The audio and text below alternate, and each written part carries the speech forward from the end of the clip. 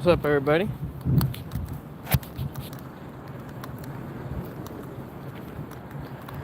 I guess I should get me a little basket since I'm getting stuff for more than just me. Should get me a little basket. Yeah, there we go. Here's one of the small ones. Yeah, small one. Cool.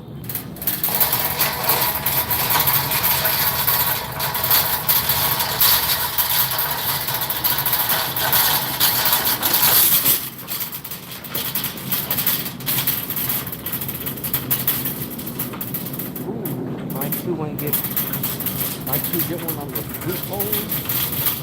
I just gonna do a bunch of fruit for it. Would be helpful.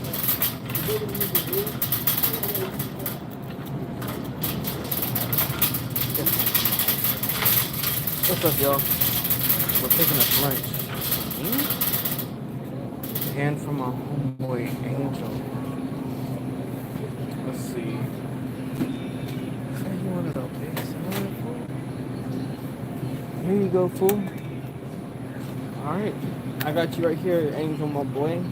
Yeah, I told you it was a big old salad I seen. It's family size. That's why I was thinking it's so big. It's actually family size. Now that I read it.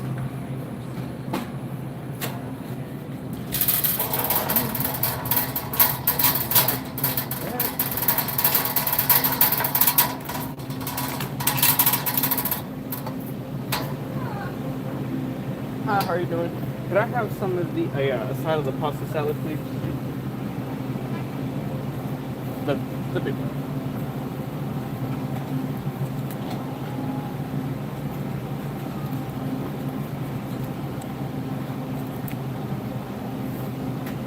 Just heading out there today.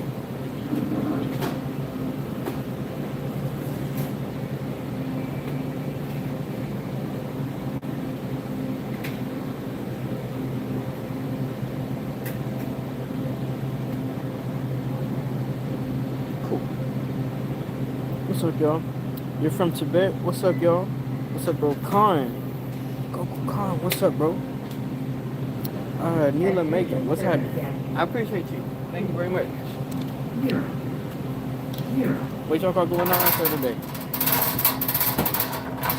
I was thinking about getting me a bucket of fried chicken for lunch. I think I'm actually gonna have these fruit bowls instead. No. Damn, what should I do? And I am from China. Are you from Tibet or are you from China? Are you Chinese native living in Tibet? I could take you. Yeah. Let's see, that'd be like a lot.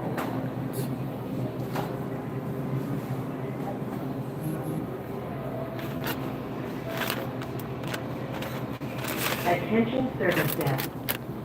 2 0 0.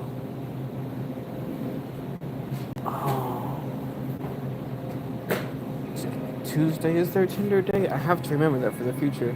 Do I like chocolate chip cookies? Yeah, I do. I was actually here one time, and bunch of chips.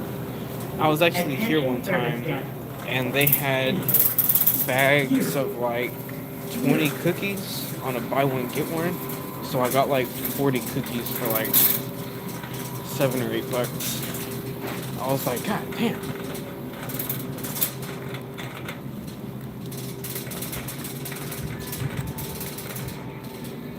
Oh dang.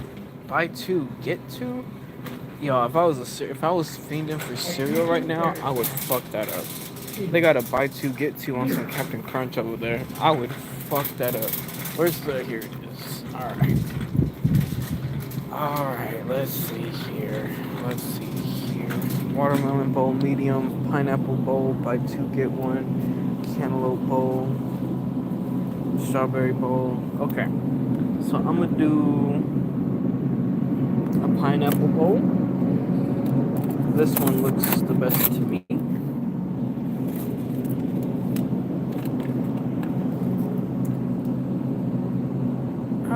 Let's do just a pineapple bowl. Yeah, let's do just a pineapple bowl and.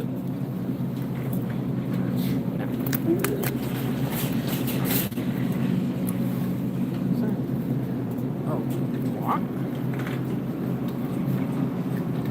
Buy multiples of 3. I don't need 3 things of guac. Some pico. Y'all got good stuff up here. I wish I. Why is this my first time seeing that?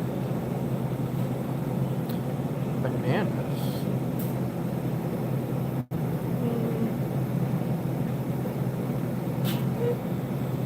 I can do that. I can do bananas. Okay. That's what we're having for lunch today. Is fried chicken and bananas.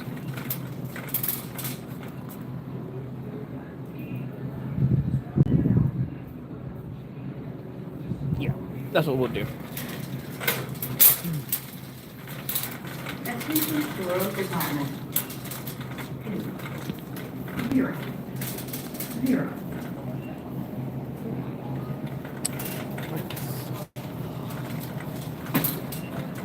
Okay.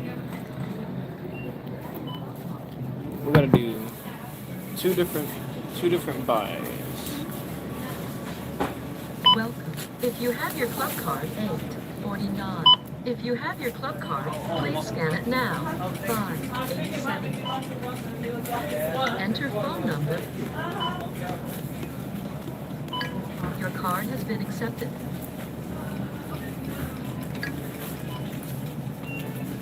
Your total is 1506. Please select your payment method. Patty, you got a phone call 1-1, please? Patty, line 1. Please wait. System processing.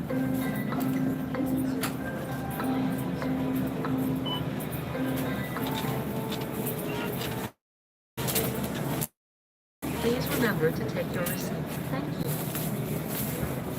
Welcome. If you have your club card, please scan it now. Scan items one at a time. Please wait. Item.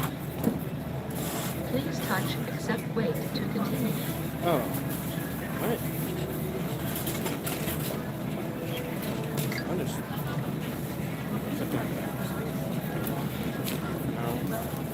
Enter phone number. Your card has been accepted.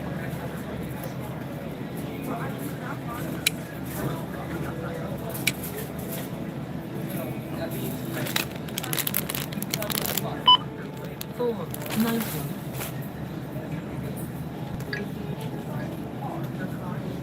Your total is 530. Please select your payment method. Please wait. System processing.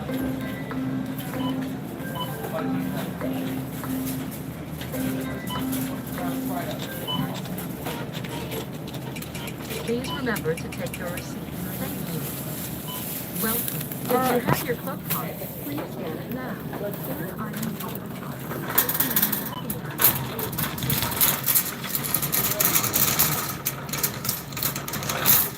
Cool. We got lunch.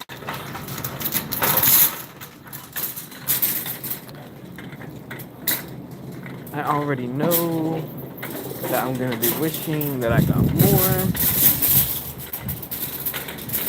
But if I got more, I wouldn't have ate it all. And then I'd have been sitting there looking at it like, why did I get all this? Why did I get all this? I'm not even gonna eat it all. I almost took this basket back to my job. Maybe I should, honestly. That'd be funny. That'd be fucking hilarious, y'all. Walking my job with a Tom Thumb, but I'm gonna do it one day. I'm gonna do it one day. Yeah, I don't see the lines from the magnets to lock the wheels on the cart. Yeah, I'm gonna take a Tom Thumb cart into my job one of these days. It's gonna be one of the little small ones. I'm gonna keep it somewhere in there. Keep it like in the break room or something. It'll be a little mobile storage thing. I'm dead. It can hold all the spare cables. I'm fucking dead, nigga. Oh my god, that's hilarious. That's funny.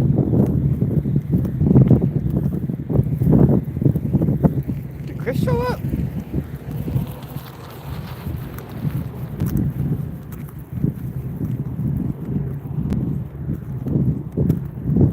Alright. They got a little barber spot over there. Should I go over there someday? Get my mustache touched up or something? I've never done that. I've always just let the stash just be the stash.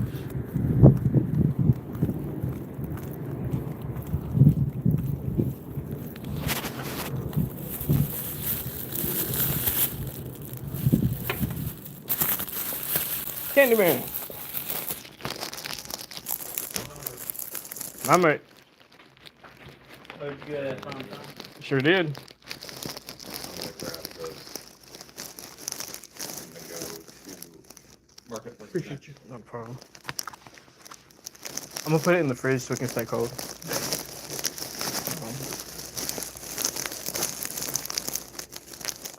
Alright. What do we have here? We got my man. We got that for the bro. Bro also got. Yeah.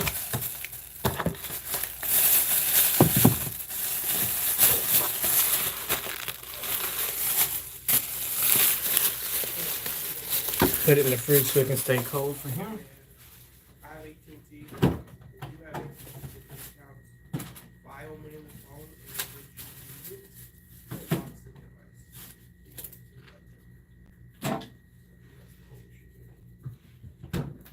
This should be good. It's disabled here. Has the checkout tag. So what I'm gonna do is I'm gonna put the serial number. I'm gonna erase a lot of the data in the title. And the serial number. Checkout stuff. Verify everything. By serial. So let's just set that.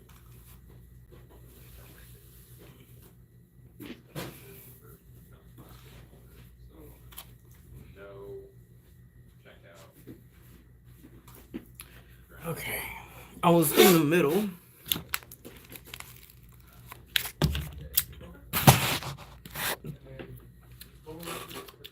Sometimes I can taste really sour if you're not ready for it. Here, let me I was in the middle of watching a video. let me get you God damn. Is that much of my break already fucking going?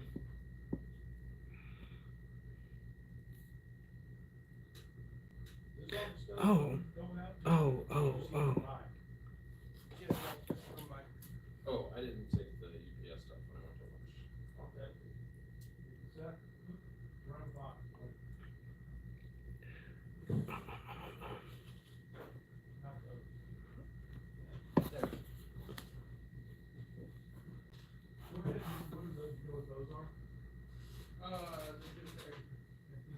Here we go.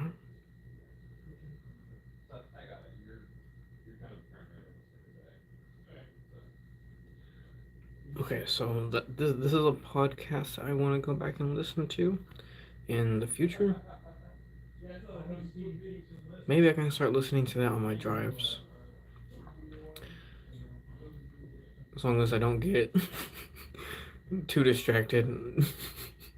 If I hear something that makes me want to take action where it's like, oh, I should make that quick change, I'll want to pull over and make the change. Excuse me. Okay. Yeah. You know what's on checkout? Huh? This is on checkout? What's on checkout? Oh, which one's We've got more news on the next update. The QA lead shared what they're focusing on for patching bugs, improving sounds for chargers. They also discussed the balance, haptic feedback, and so much more I'll be covering. If this video helps you out, hit the like button, subscribe, and turn on notifications below if you haven't already. Alright, Helldivers, let's talk about the silent chargers first. I'm sure most of you have experienced those ninja chargers that silently sneak up on you without you noticing at all. The QA lead, JoJo, has confirmed that it's on the list, and we should see a fix for it in the next patch coming up. A player asked if silent chargers are a feature or a bug. In response, JoJo replied that sound issues are on the list. Thankfully, they're looking at sounds too. The only thing is, I'd like to know if they're focusing on other enemy types, like the automaton tanks and chainsaw devastators. If so, that would be amazing. I mean, it sounds like that could be the case, considering he mentioned sounds and not just one sound for chargers. If you have any input on this, let me know in the comments what sounds could use some improvements. The next question is about the Plaz 39 accelerator from the Killzone collab, and whether it'll receive any changes. JoJo shared that he can't say much about it, but he did mention that he's talked with the balance team a lot about various weapons and noted that balancing is never done. Interesting. We don't know if there will be any changes for weapons in the upcoming patch, but balancing is something they're always looking at, and it seems we'll certainly see more changes for weapons in the future. I know in the past, Pelistad replied to a comment about this, essentially stating that it could maybe use some tweaking, but noted it's a 3-burst sniper with 9 rounds per mag and mentioned that it isn't that great, but that's how the weapon works. So perhaps it'll receive a change. I've seen comments suggesting the developers should reduce the damage fall-off penalty or even remove it. Nonetheless, that's the answer we got for that weapon. Moving along, yesterday I talked about how the developers are working on updating Helldivers 2 to resolve various bugs, such as the anti-aliasing issue and a sample pickup bug that can happen. I saw a comment asking when this update would drop, and we don't have an answer yet, but someone on the official Helldivers Discord asked about it. As you can see here, the QA lead wrote that he can't share any details on when they're planning to release the next patch, but he did say that in the next patch, they're going to resolve as many bugs as possible. In another response, he spoke to a player and said performance is getting a lot of attention. He also replied to a player who asked if they'll fix the FPS, saying they're working on it. So whenever this next patch drops, it seems like it'll be a small patch that resolves a lot of issues. I wouldn't expect this one to be a large patch, and I don't think it'll include any new Illuminate factions either. I believe right now they're focused on fixing the game up and What's up, y'all? getting it into top tier shape before they reveal a I big got maybe patch, 10 minutes left. such as the Illuminate faction and whatever else they're planning for us. Since I just brought up performance a couple of seconds ago, what about the Steam Deck? Are the developers planning to look at it? Maybe. Here's what the QA lead, JoJo, had to say in response when a player asked about it. He wrote, "Potentially, I don't know enough about the Steam Deck hardware. We have no official stance on Steam Deck, I believe, but we definitely would consider it a problem if Steam Deck performance degraded. The Steam Deck is awesome. I love mine." You can see there's no clear answer on whether they're going to look at it, but I suspect they will eventually if they get enough player feedback about it. I personally don't own a Steam Deck, so I can't say anything about it, whether the performance is good or bad on it. If any of you out there play Helldivers 2 on a Steam Deck, let me know what's going on with performance. I also recommend that you send in a support ticket over at Arrowhead's Zendesk site, which is their support site. I'll leave a link below with the sources so that if you want to, you can submit a ticket. It will let the devs know what's going on, and it would help tremendously for those experiencing performance issues, if there are any. Anyways, continuing onwards, there's a question about haptic feedback for PlayStation controllers, and I don't know if this will interest some of you, but I think it's worth talking about in today's video. Diver asked if they're aware that the Flam 40 is not producing any vibrations on controllers.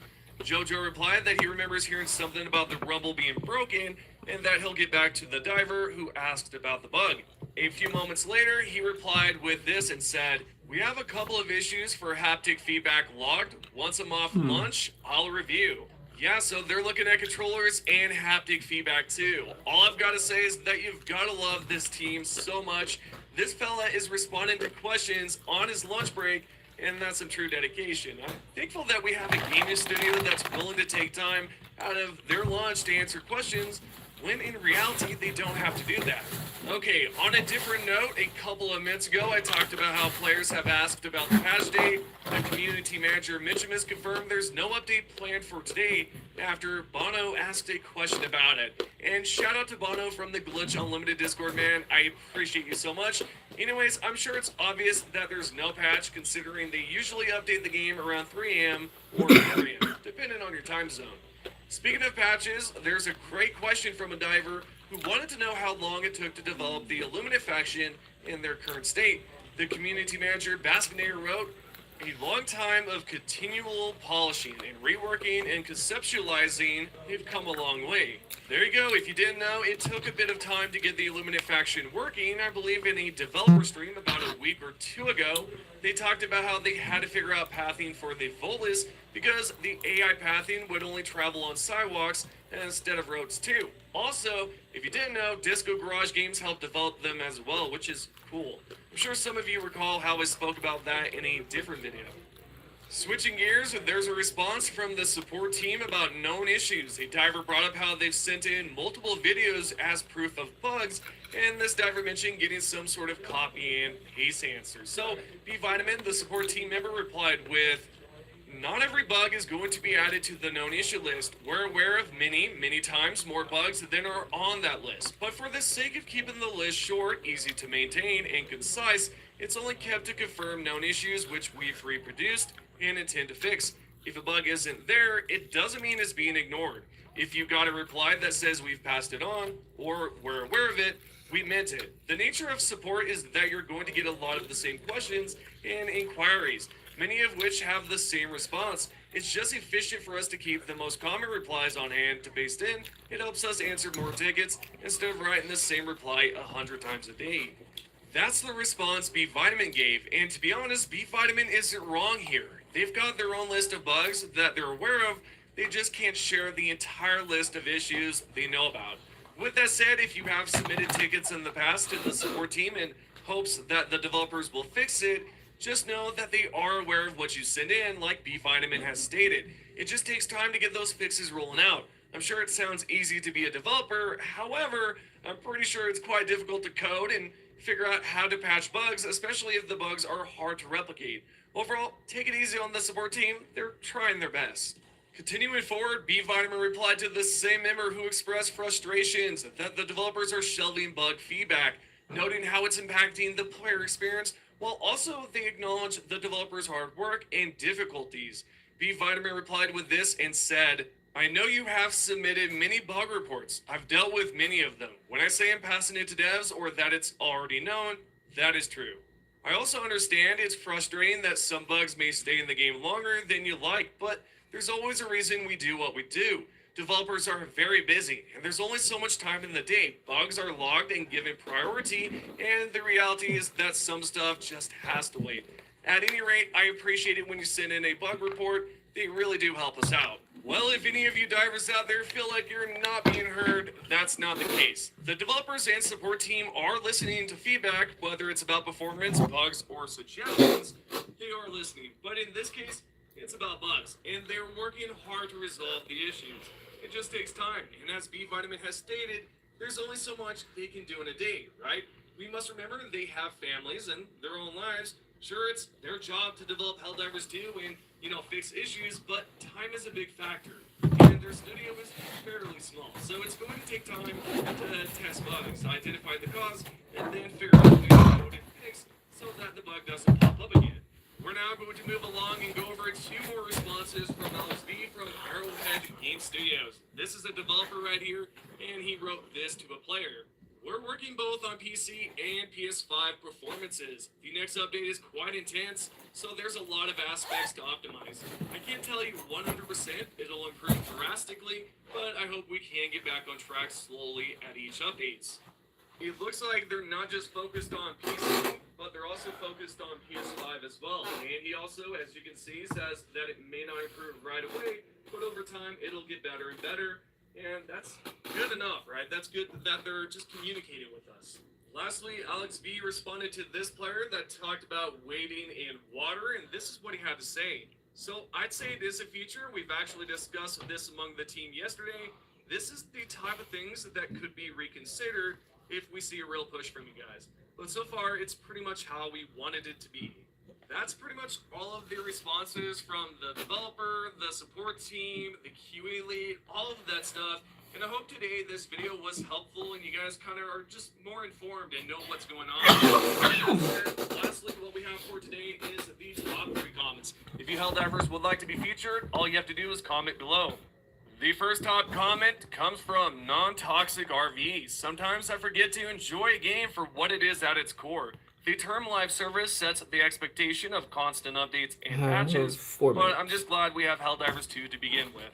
The greatest thing about Helldivers 2, at least in my opinion, is that it's cool that you can just play the game, turn off your brain essentially, and just have fun. It's not really about the content. Sure, it would be nice to have some new missions and different factions, or at least new factions for the Illuminate, but at the same time, it's just fun to play.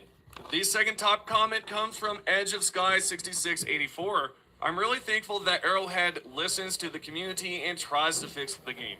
Can't imagine how stressful that is. I haven't noticed any performance issues on my PC, but I feel bad for others that do. Yes, absolutely. At some point in this video, I actually talked about that, how difficult it must be to just code the game and figure out what's going on with certain bugs and how to patch it so that it doesn't pop up. You're absolutely right.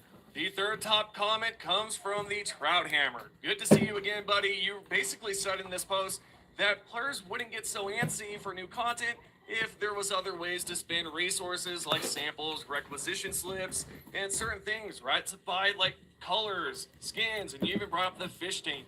Stuff like that would be pretty fun to have, and yeah, I absolutely agree with you there. I think if there was ways to progress towards certain goals and have long-term progression, then yeah, it would probably fix most of the antsiness, if that's a way to explain it. But yeah, I agree with you. Those right there are the top 3 comments. I appreciate everyone that's a member, that subscribed, and even commented in the last video. If you can, I would truly appreciate it if you considered subscribing and turning on notifications and giving this video a like. My voice is very raspy right now. Anyways, thank you guys so much, and I'll see you in the next one.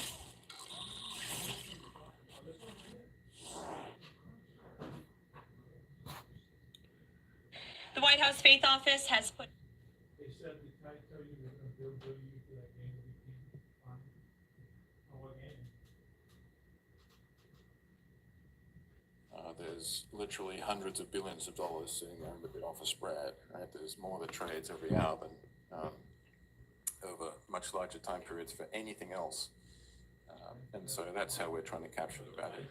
And we're trying to pass it back. You know, my dream is that someone could launch an algorithm.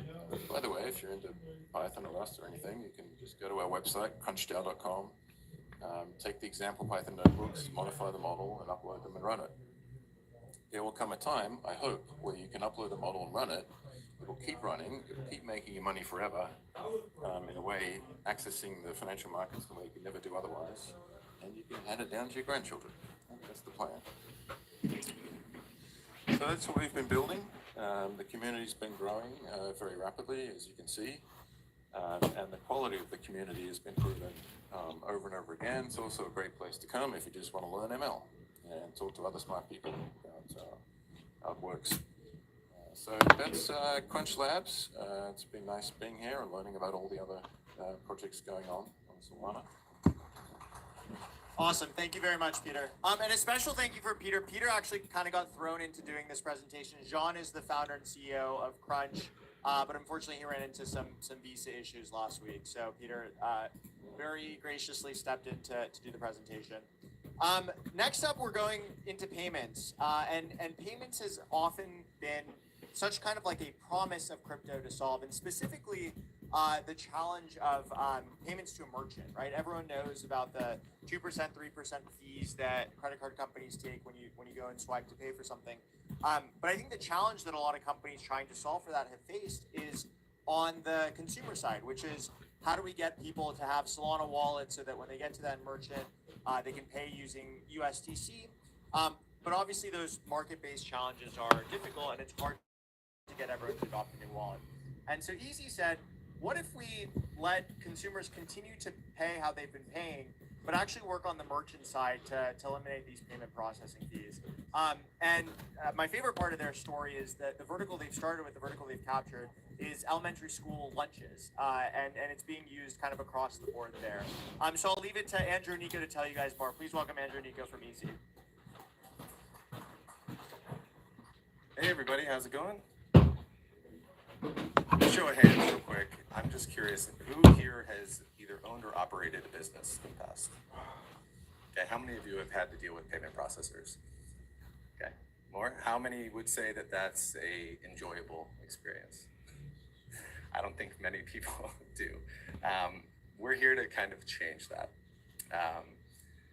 So essentially, in the past year, we've kind of been reimagining payments. We started around a year and a half ago. We've been trying to build something that actually works for businesses instead of against them. So here's the truth. Businesses shouldn't have to bleed money just to take payments. At Easy, we're flipping the script, cutting costs and putting businesses first, and making payments work for the people who are actually running the economy. So the current state of the industry, payments are broken. Square, Stripe, PayPal, all the big incumbents, they've had their way for far too long, and they take a cut of your revenue, they hold your money hostage, and they stack up hidden fees. Why? Because once they've got your payments, they're in control. But you built your business, you put in the work, and they're the ones cashing in. That's not how it should be. So crypto has the power to completely renovate the way that the payments industry is. And the big players are not going to be the ones to do it. So since this is a crypto event, I think we can all agree that stablecoins are the future of payments. They're going to streamline transactions, improve efficiency, and eventually drive the cost of payments down to zero. We believe in that future too.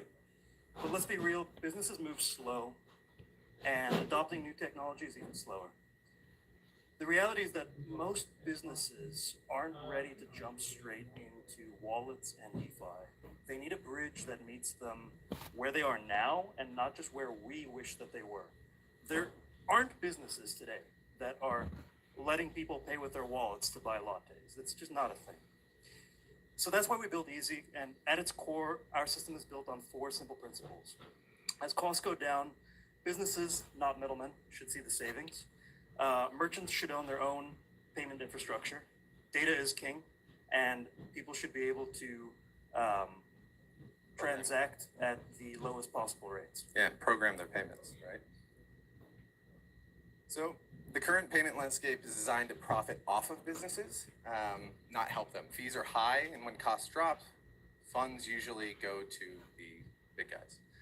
At Easy, we're changing the narrative. So merchants should keep more of their own money, control their financial infrastructure, and have the freedom to automate the payments the way that they want to, and all under their own control. The biggest unlock is owning their own data. Businesses control their data, they gain the power to make smarter and more profitable decisions. And that's exactly what Easy enables. With Easy, merchants get total control of the cash flow, programmable payments, all in their own infrastructure, and ways to profit off of them. So we start with familiar interfaces and tools, just like you'd see in a regular payment processor.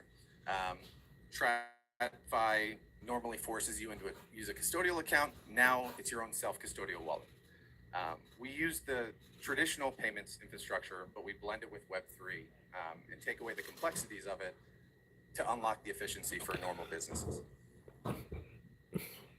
Any automations you create, it's a self-custodial program running on Solana. Your infrastructure, you own it. Once funds are on chain, there's no middlemen, no permissions, just pure ownership. Now we keep pricing competitive. We start at a flat rate of 2.8% and 30 cents. Most of the competitors are at 2.9 or higher. But instead we have a massive difference. Instead of just cutting fees, we actually pay you back for improving your cash flow efficiency. We call it automation cashback. it makes our rates dynamic, and it's kind of like a choose your own adventure or choose your own pricing model based on how well you optimize your payment. So here's how it works. Behind the scenes, we earn yield on different things, real world assets, T-bills, etc. And as people put their payments into automation, the more days it's averaged, basically you earn that yield and it gets applied to your payment processing. So it drives down costs. With Easy, you get all the tools without all the extra fees. All of these different companies charge so much just for every incremental feature. We believe that features should just be features, not premium features. So we offer them for free. So you get invoicing, you own your accounts receivable, virtual terminal for integrated with accounting and streamlined payments, subscriptions, setting up subscriptions the way you want, no code checkout and payment links for people that might not be developer savvy, and custom integrations using our API and SDK, no code for online and in-person payments, and using point of sale hardware. So this isn't some coming soon type thing. It's live, it's working, and it's already helping businesses today. So we started a case study and launched a pilot in July of 2024. We launched a pilot with 41 K-12 private schools. It's something that should never be anywhere near crypto. And we process all of their lunch programs. So we've got around 16,500 kids that get their payments get their lunches every day through Easy. They were previously with Square. And even though they were just at the base rate without any of the premium features, they had a landed rate of around 6.2%. They had $10 million in volume, paid $620,000 in fees. Because of their transaction size, $10, 30 cents, that's 3% right there. With Easy, they saved $120,000 just by switching over. And that's just started with the base level. That's a 19.4% reduction in their payment processing costs. So it's real savings, real businesses, and real impact. And really, everything you've seen thus far is just the beginning. Our goal, bear with me here, 0 fees. Payments should fuel your business, they shouldn't drain it. During this incubator, we've been setting the stage to build the world's first free merchant services platform.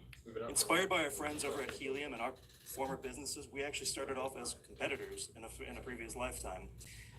We're building a Deepin-inspired opt-in data sharing and monetization model, and more information on this soon. We're not going to give it away all today.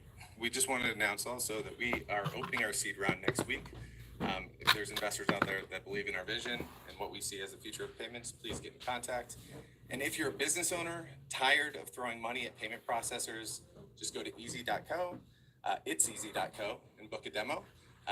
You shouldn't have to pay by their rules because payments should be easy. Well done. Thanks, guys. Our next project, we're going back to the financial side, and you guys have probably seen on crypto Twitter this meme: the institutions are coming, the institutions are here. What are these institutions actually doing on Solana? And we heard from Alpha Ledger on the RWA side, kind of bringing the supply side on chain. But what other actions can these institutions take?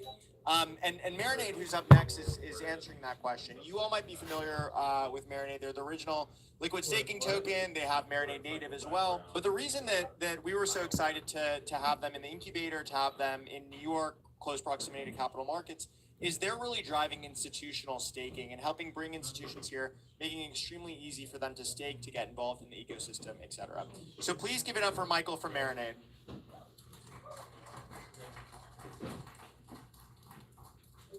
Well, hello everyone, I'm Michael and I work for Marinade, the marketplace for Solana staking.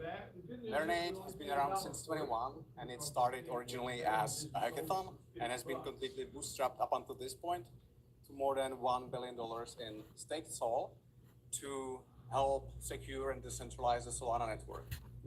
But why do we care and why should you care? So imagine tomorrow waking up to these headlines. Okay, the network goes offline because of the stake centralization. How does that make you feel? So, and this is not even far-fetched. 3 years ago, the major server provider went offline, taking down more than 20% of Solana's stake back at that time. So stake centralization is real, it's an issue, and we gotta fix it. At least we should be trying, for the least. So pretty much basically that's the idea why we started Marinate back then and what leads us even today. Why it's broken. You have Oh, I appreciate that, JD66. Yeah, real chill. Easy going. I need to get back to. I need to get back to work though. And even once you pick, I was just checking on the money real quick. So you never really This is the last thing I want to look at. That's why most of the people would default Okay, to stake with stocks are doing good too. All right, let's go. Hey, what's up? How are you doing? It's good to see you again.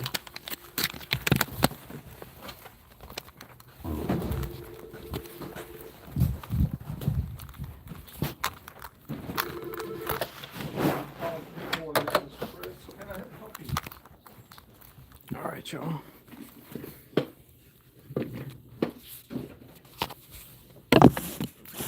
Let's get this shit show going.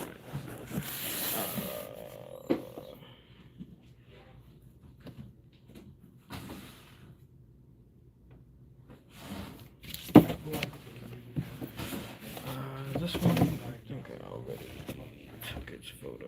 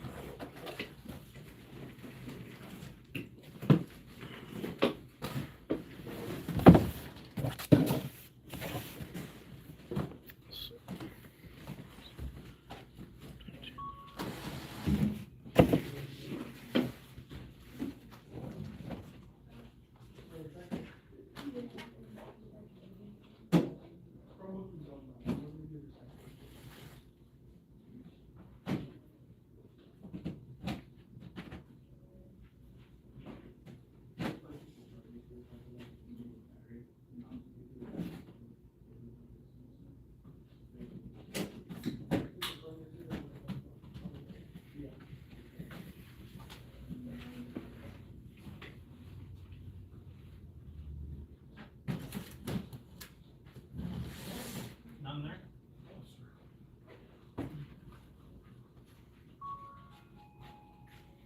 Are you streaming right now?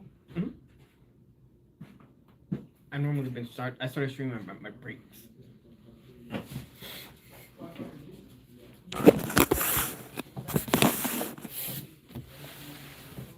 Do